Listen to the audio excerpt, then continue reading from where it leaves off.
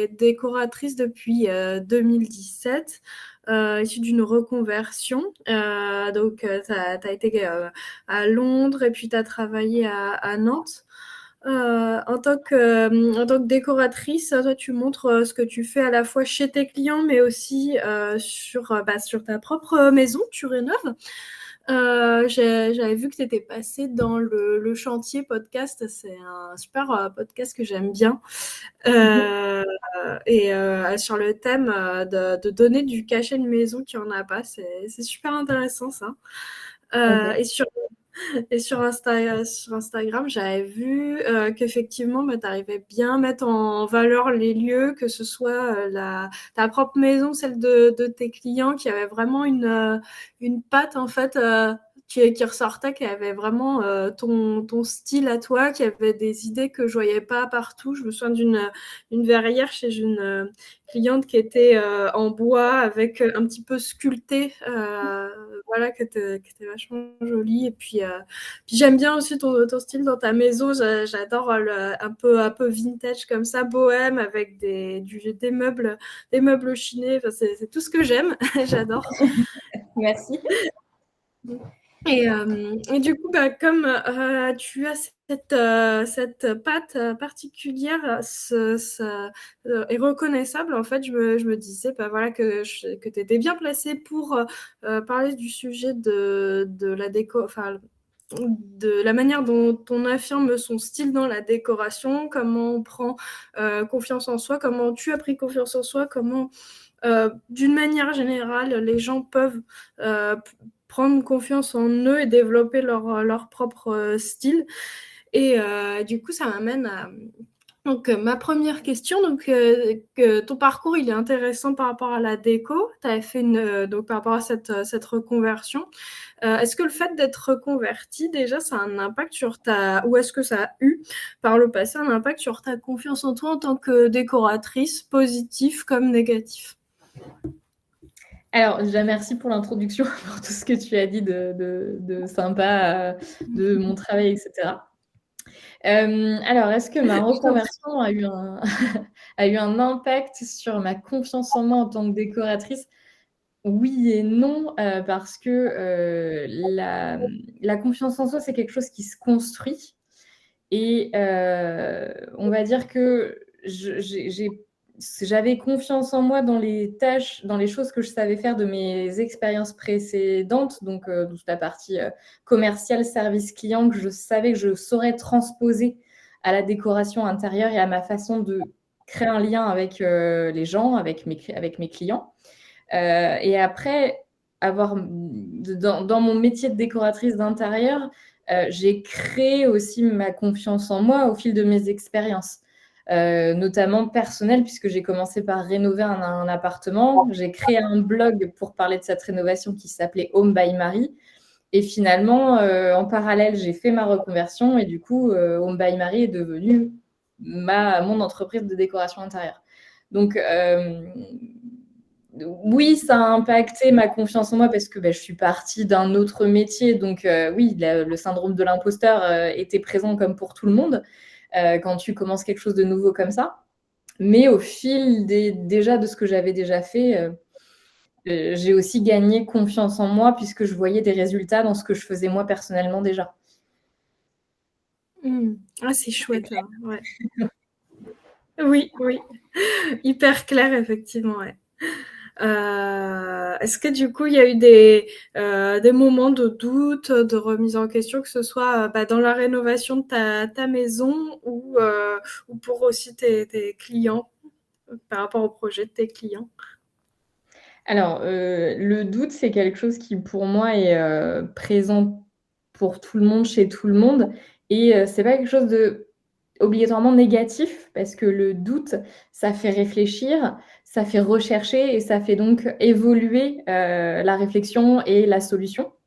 Donc bien sûr que, quand j'ai un projet de décoration, notamment chez moi, qui est plus mon terrain de jeu où j'expérimente des choses nouvelles aussi, je vais douter, mais du coup, ça va m'ouvrir de nouvelles possibilités parce que je vais chercher des nouvelles manières de faire aussi.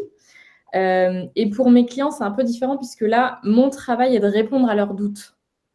Donc, je vais travailler avec eux pour comprendre ce sur leurs problématiques et par mon expertise, mon expérience et ma vision des choses, leur répondre à leurs doutes.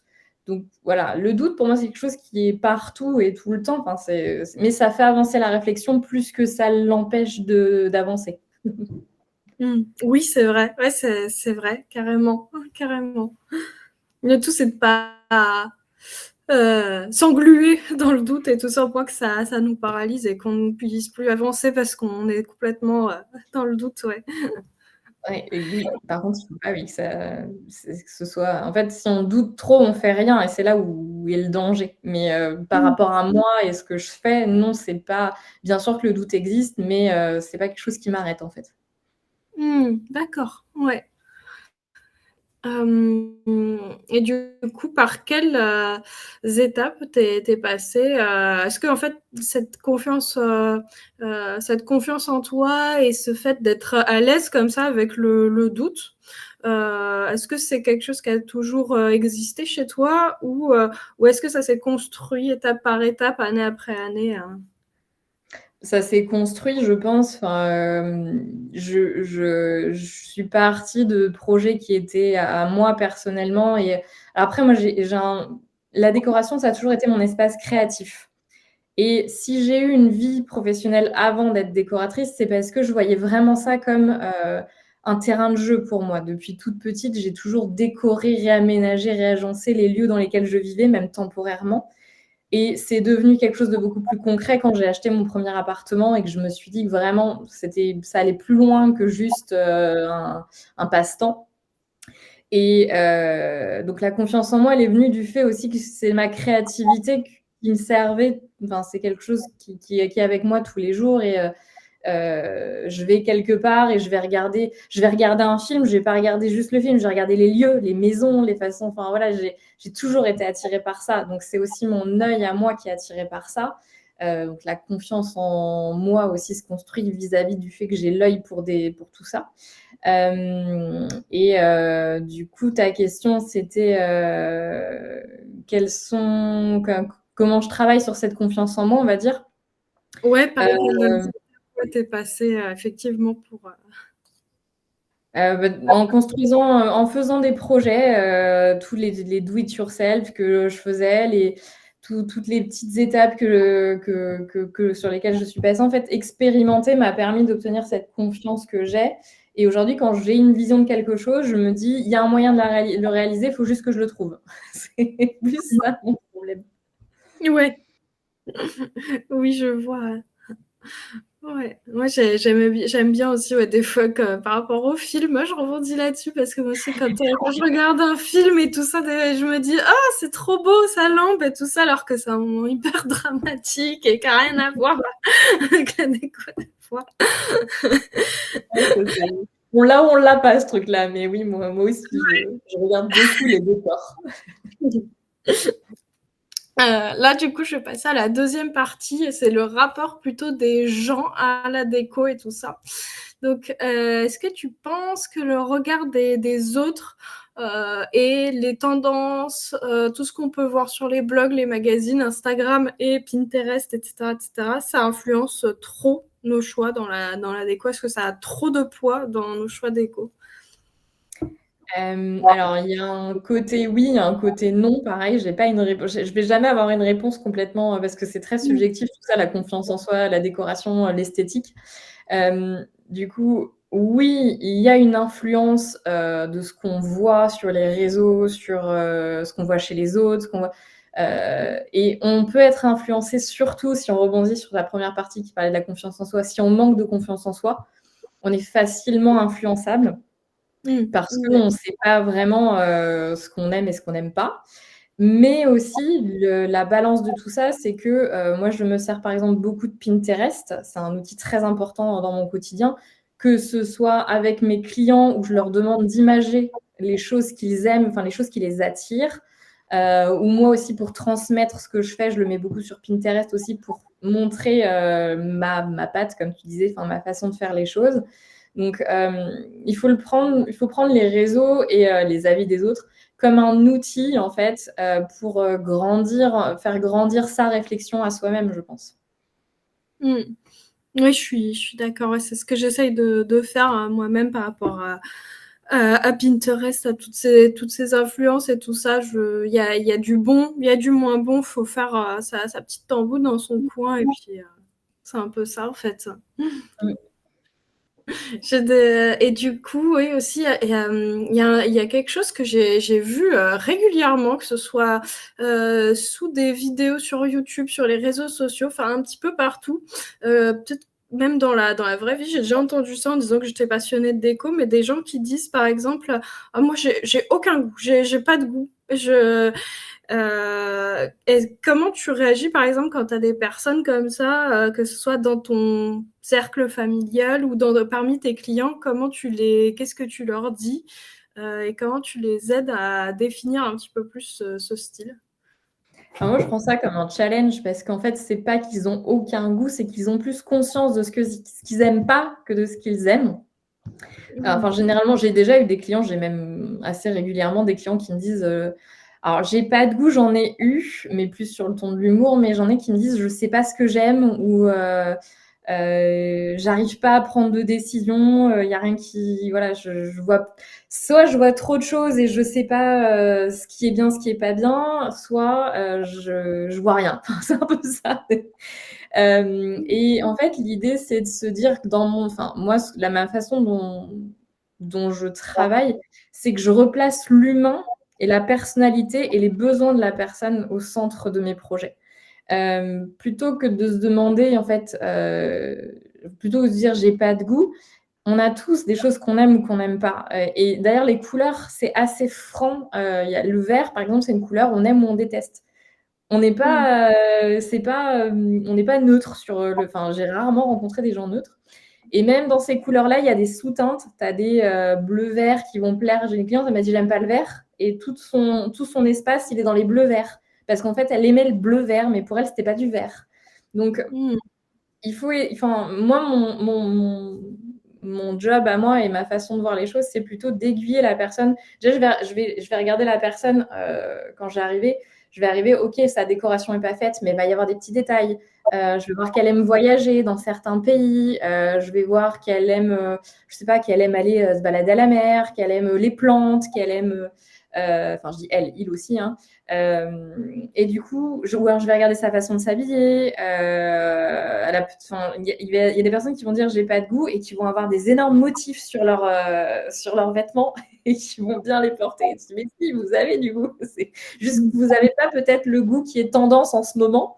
Et du coup, vous ne vous retrouvez pas dans ces tendances-là, mais tant mieux, parce que c'est ce qu'on disait tout à l'heure, suivre les tendances, en fait, on se perd quand on suit les tendances, parce qu'on n'est pas authentique. Et voilà, donc si ça répond à ta question, c'est vraiment recentrer sur la personnalité et chercher au-delà de je pense que j'ai pas de goût, mais en fait qui je suis, quoi. Mais ouais, complètement, ouais, c'est vrai. Ouais, ouais. C'est vrai que les goûts, en fait, on les a des fois, on s'en rend même pas compte. C'est tellement c'est ancré. Et c'est vrai, ouais, les tendances, des fois, on s'y reconnaît pas. Je sais que au début, quand j'ai découvert Pinterest, il y a la première phase un petit peu où c'était tout beau, tout rose, j'aimais tout. Après, il y a une phase un peu de tout l'inverse où je me disais, non, mais ça me plaît pas, il y a des choses qui correspondent pas et tout ça.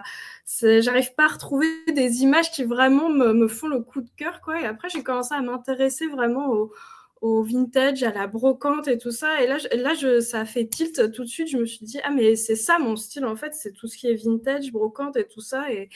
Et en plus, je fais le parallèle avec ça, mais j'ai l'impression que nos goûts aussi viennent beaucoup de ce qu'on voyait chez nos parents, grands-parents et tout ça, parce que moi, mes parents, ils ont toujours bien aimé les brocantes et tout ça. Donc, je pense que c'est pas un hasard que j'aime bien ce genre de mobilier à l'heure actuelle.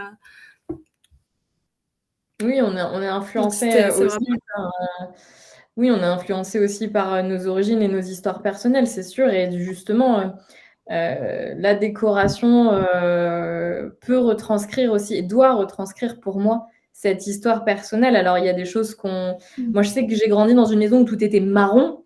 Là, il y a eu à un moment donné une tendance des meubles marrons. J'ai dit non, je veux pas. J'ai trop vu ça. Tu vois, c'est un peu. Mais j'ai aussi grandi dans une maison de campagne avec des beaux matériaux, enfin des matériaux, des choses brutes, naturelles. Et ça, c'est ce que j'ai essayé de retranscrire. Je sais que ça fait partie de moi. Pour moi, c'est quelque chose d'authentique qui me rappelle la chaleur, en fait, et la maison. Et c'est ce que j'ai essayé de retranscrire. Mais oui, notre œil est toujours attiré par quelque chose, qu'on le veuille ou non. Donc, on a du goût, mais c'est plus est-ce qu'on l'assume ou pas, en fait, ce qu'on aime.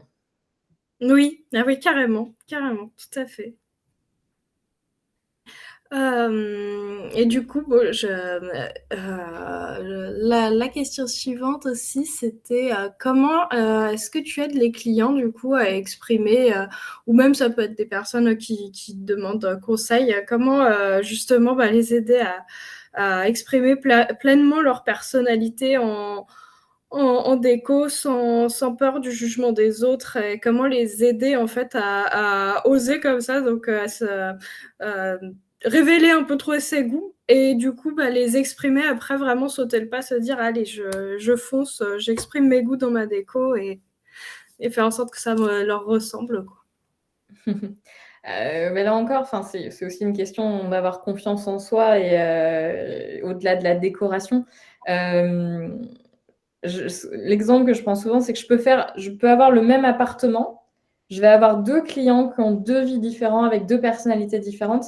Le même appartement, il ne va pas avoir la même décoration, le même aménagement. Il y aura des grandes lignes parce que tu construis quand même le plan d'implantation en fonction de la technique de la pièce, des portes, des baies, des choses comme ça.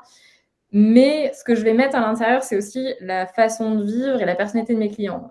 Chose toute bête, il y a des enfants, il n'y a pas d'enfants, déjà, ça ne va pas être la même pièce. Des gens qui vont recevoir beaucoup et d'autres personnes qui vont plus être dans un esprit, on aime les soirées télé, on aime bien regarder des films, on a un écran énorme. Je vais peut-être pas tourner le salon pareil. Donc, moi, ma façon à moi d'aider les gens à exprimer leur personnalité, c'est de partir de ce qu'ils veulent ressentir, ce qu'ils sont, de mettre de l'intention, en fait, dans le projet. Pour moi, la décoration, c'est pas juste esthétique. C'est pas juste pour faire beau. C'est une manière de vivre et d'exprimer qui on est et une recherche de bonheur aussi. Ça participe. Enfin, moi, quand je rentre chez moi, je me sens bien, je suis heureuse. Je souffle, quoi. Tu arrives d'un monde qui parfois peut être. Tu as des journées peuvent être un peu dures, un monde qui peut être hostile. Tu rentres chez toi, tu lâches les armes. Tu fais OK, là, je suis chez moi, je suis en sécurité, tout va bien. Et c'est ça que je veux que mes clients et les gens avec qui je partage ma passion ressentent chez eux. Ouais, complètement. Ouais. Je suis totalement d'accord. C'est vrai, la maison, c'est un petit cocon, c'est ça, ouais. Alors, du coup, là, on est à la troisième partie, donc ton point de vue sur comment ne pas se laisser, justement, on en a parlé un petit peu là, des tendances à un moment donné, comment ne pas se laisser justement complètement happer par les tendances au point de toutes les suivre justement sans jamais développer ses goûts à soi et vraiment avoir cette espèce de confiance en soi qui fait qu'on est un peu plus perméable en fait, moins perméable justement à l'influence des tendances et plus ancré dans ce que nous on aime en fait. Ok. La première chose pour moi, ça va être d'éviter les achats impulsifs, enfin, en un temps très, très concret, et de se donner une vision de ce qu'on veut dans l'espace. Et il faut que ça corresponde, en fait. Enfin, parce que quand on dit suivre les tendances, souvent tu veux dire qu'on va dans un magasin avec brandé qu'un grand commerce dont on ne dira pas le nom. Il y a 6 tendances dessus, on trouve une vitrine jolie, on va acheter tout ce qui est dans la vitrine et puis on le met chez soi et on se dit ça marche pas. Et pour éviter ça, en fait, il faut avoir une vision de ce qu'on veut chez soi et repartir de soi, de qui on est. Et se dire, enfin moi je sais que je vais prendre un exemple très concret, peut-être que ça parlera plus, j'adore les intérieurs anglais et on retrouve les codes des intérieurs anglais dans ce que je fais, mais j'aime la manière dont enfin les superpositions de matériaux, de textiles, de couleurs, de patterns, de tout ça, je trouve ça génial, mais je ne pourrais pas vivre moi personnellement là-dedans, ça m'étoufferait. Enfin, au quotidien, Je trouve ça très beau et c'est de se détacher aussi de ça. Se dire, on peut trouver quelque chose de très beau. La décoration, comme je disais tout à l'heure, on se détacher un petit peu de l'esthétisme. C'est beau, mais ça doit aussi être pratique et vivable au quotidien. Oui, c'est clair, ouais. C'est vrai que c'est sympa les intérieurs anglais comme ça, ouais.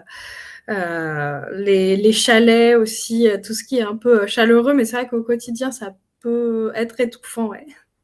Ben, tu vois, moi, un chalet, par exemple, décoration de chalet, j'habite en bord de mer. Je fais ça, il y a un problème dans ma tête, tu vois, ça Oui, fonctionne pas, quoi. ouais, Donc, carrément. l'environnement est important aussi, tu vois, enfin, être en cohérence avec aussi l'endroit où tu vis. Quelqu'un de citadin va pas avoir la même décoration que quelqu'un qui va vivre au milieu de la montagne tout seul, quoi. Donc, C'est ça, on ouais. transcrit ça dans la décoration aussi. Oui, carrément, ouais. Quelles sont les erreurs pour toi les plus fréquentes des gens qui doutent d'eux en décoration? Les erreurs que tu as constatées des gens qui ouais, doutent d'eux et de leur décoration, de leur choix, de leur goût. La plus grosse erreur, en fait, c'est de rien faire. Je pense Mmh. que c'est ce que tu disais, en fait, c'est le doute qui paralyse. Ouais. C'est, se dire, «Parce que je sais pas si ça va rendre bien», peindre un mur, il y a des personnes qui vont mettre vraiment beaucoup de temps à se décider de peindre un mur, parce qu'ils ont peur enfin, il y a cette espèce de j'ai pas le mot en français, de se dire: «C'est cette couleur-là» et de se dire: «Je peux me tromper». Il faut accepter l'erreur aussi. Il faut se laisser, enfin, l'erreur fait grandir aussi et donne confiance en toi parce que tu vas te dire: «OK, c'est pas ça. Donc si c'est pas ça, c'est quoi?» Et moi, ça m'est arrivé de changer d'idée de couleur parce que finalement, la couleur, je la trouvais belle, mais en fait, mariée à un papier peint, un truc, non, ça fonctionnait pas.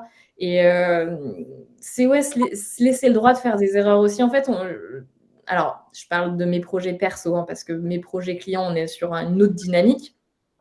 Mais rechercher la perfection du premier coup, c'est comme se dire que soit on est né parfait et on n'a pas évolué. Ouais. Bah si, en fait. Ta maison, toi, tu vas évoluer. La personne que tu es à 20 ans ne sera pas la même à 30, ne sera pas la même à 40 et voilà. Et ta maison, c'est pareil, elle va te suivre. Donc, c'est te dire que peut-être qu'à 20 ans, tu adorais cette couleur et 10 ans plus tard, tu dis: «Mais qu'est-ce qui m'a pris, quoi?» Enfin, Oui, et oui. voilà, enfin, c'est accepter aussi d'évoluer et de faire évoluer tes lieux avec toi. Mmh, mmh mh. Oui, carrément, ouais. Puis en plus, les erreurs, des fois, ça peut se réparer facilement. Pour les couleurs au mur, on peut les refaire, on peut choisir une autre couleur et tout ça. Puis on évolue aussi comme ça, ouais. Mmh. C'est ça. Et ouais, dernière petite question effectivement. Donc, comment bien vivre du coup et être à l'aise avec le décalage qu'il y a du coup entre les photos, bah ouais, qu'on voit justement sur Pinterest ou dans les magazines ou autres, qui sont bah, très jolies, et nous notre intérieur qui des fois, bah, il y a du bazar, il y a les jouets de notre enfant qui traînent par exemple, voilà, ou des poils d'animaux pour ceux qui ont des animaux et tout ça, enfin tout un tas de choses qui sont très imparfaites par rapport aux photos qu'on voit. Bah, ça, en fait, aujourd'hui, on est bombardé de photos, donc mais ça a toujours existé les magazines avec les beaux intérieurs et peut-être accepter que, décorer un espace de vie, ça veut aussi dire qu'il va y avoir de la vie dedans, que la vie est un joyeux bazar, Oui. hem, que c'est pas enfin, moi, je vais mettre des photos rangées, enfin, je sais pas. Pour moi, ça me paraît logique que je vais pas, je vais mettre des photos, où tout a sa place parce que je vends quelque chose, je vends la décoration. Si je mets une photo où, il y a tous les jouets et qu'on voit que les jouets, on voit pas la décoration, je vends pas mon travail. Donc il faut se dire quelle était l'intention de la personne qui a mis la photo, quoi. Est-ce que la personne voulait vous vendre du rêve ou est-ce que la personne avait un objectif, bah, comme moi où je voulais montrer mes compétences et donc pas mon bazar. Mais c'est normal, je veux dire, de prendre du temps pour faire des travaux. Alors, c'est dur, hein, enfin, je l'ai vécu aussi, hein, la fatigue de la décision quand, tu fais construire, à un moment donné où tu en as marre de prendre des décisions ou même juste la fatigue tout court des travaux. Enfin, moi, ma maison, on l'a faite, en 2 ans sur les parties qui étaient déjà faites, mais après, là, j'ai mis, 3 ans à finir une petite extension parce que j'ai eu un bébé entre-temps et que c'était plus ma priorité, en fait, de peindre mes murs. J'ai vécu avec du placo et des bandes de placo, hein, enfin, et Oui. c'est accepter aussi que la décoration, bah, comme on disait tout à l'heure, ça évolue et ça peut être aussi vu comme un voyage, tu vois, et il n'y a pas que la destination qui compte, il y a aussi tout ce qu'il y a autour, quoi. C'est pas parce que c'est pas parfait chez toi que tu peux pas être heureux. Tu as une idée et quand tu as le temps, tu le fais, mais tu as le droit de vivre dans les lieux et de t'enlever cette pression que ça doit être parfait, parce que ça doit être parfait pour qui au final? Oui, oui, oui, oui. Puis c'est un projet en plus, un projet sur le long terme. En fait, la déco, ça vit, ça évolue aussi, ouais. Moi, j'adore les gens, enfin, je suis un peu comme ça, mais je pense qu'avec les enfants, on va se calmer, mais les gens qui rénovent vraiment, mais qui rénovent des trucs en ruine et qui s'arrêtent pas à ce projet. Une fois qu'ils ont fini, ils repartent sur un autre projet.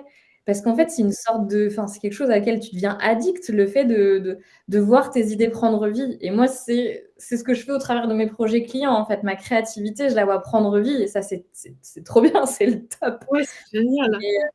C'est plus ça, en fait. Enfin, je pense que l'adrénaline que je recherche, moi, c'est plus ça, c'est de se dire, j'ai des idées, je veux les voir prendre vie. Et après, ils vont vivre dedans, quoi. Il faut vivre dedans, il faut pas avoir peur. Alors, par contre, si tu as trop de bazar chez toi et que ça devient anxiogène, pose-toi la question si est-ce que ton espace est bien aménagé pour tes besoins au quotidien et est-ce que tu peux pas trier. Moi, je sais qu'on me dit ta maison est tout le temps bien rangée. Ouais, mais alors je trie beaucoup. Enfin, je sais pas vivre dans le bazar. C'est un truc, c'est pas mon truc. Donc voilà, même les enfants, ils savent que régulièrement, on fait un tri, on range, et parce que chaque chose a sa place, ça met pas 3 jours à ranger, quoi. Enfin, c'est aussi parce que j'ai bien conçu les choses. Donc, faut se poser la question si on sent qu'on a une oppression vis-à-vis du rangement, c'est qu'il y a peut-être un défaut quelque part. Ouais, effectivement. Ouais. Ben, j'en suis arrivée à la fin de mes questions. Je voulais voir si tu voulais ajouter quelque chose, si tu avais quelque chose de plus à dire. Bah non, j'ai répondu. J'espère avoir répondu à ta problématique et t'avoir fait avancer ta perspective avec mes réponses. Oui, bah oui, beaucoup. Ouais, j'ai l'impression que, bah, en fait, la confiance en soi, la recherche, enfin, trouver son style, pas se laisser happer par cette tendance, et tout ça, toutes ces choses-là, c'est vraiment hyper imbriqué en fait les unes dans les autres. Tout ça, c'est très indissociable en fait, et j'ai l'impression que bah oui, on avance beaucoup plus quand on a confiance en ses choix, que bah voilà, que quand on doute effectivement. Et la confiance, ça se construit, mais c'est comme la confiance en soi tout court, quoi. C'est quelque chose qui se construit et qui évolue au fil du temps et en décoration aussi au fil du temps. Et des fois, tu vas faire des erreurs. Et du coup, ta confiance en toi, elle va en prendre un coup. Et puis derrière, il faut savoir rebondir et repartir. Mais c'est comme la vie, quoi. Oui, ouais, c'est vrai, carrément. Eh bien, bah, merci beaucoup en tout cas de ta participation. C'était vraiment gentil de ta part, et puis tu as super bien répondu aux questions.